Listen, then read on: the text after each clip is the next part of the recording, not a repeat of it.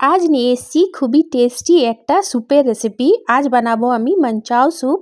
তার জন্য প্রথমে একটা কড়াই বসিয়ে নিয়েছি। কড়াইয়ের মধ্যে দিয়ে দেবো 2 চামচের মতন সাদা তেল। তারপরে দিয়ে দিলাম আদা, রসুন, কাঁচা লঙ্কা কুচি একটু ভেজে নিলাম। তারপরে দিয়ে দিলাম গাজর কুচি কুচি করে কেটে নিয়েছি, ক্যাপসিকাম, বাঁধাকপি আর স্প্রিং অনিয়ন দিয়ে একটু ভেজে নিলাম। তারপরে দিয়ে দিব এর মধ্যে 2 কাপের মতন গরম জল। 5 মিনিটের মতন ফুটিয়ে নেব। তারপরে এর মধ্যে নিয়ে নিয়েছি নুডলস, সিদ্ধ করে নিয়েছি।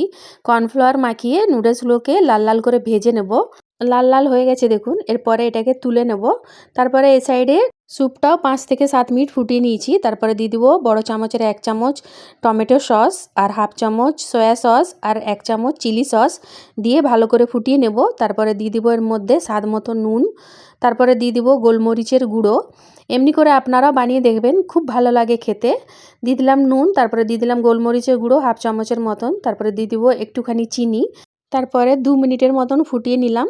তারপরে দিয়ে দিব এর মধ্যে 2 চামচ কর্নফ্লাওয়ারটাকে আমি জলের মধ্যে গুলে রেখেছি, এর মধ্যে দিয়ে ভালো করে মিক্স করে নেব। তাইলেই তৈরি হয়ে যাবে। আপনারাও এমনি করে বানিয়ে দেখবেন।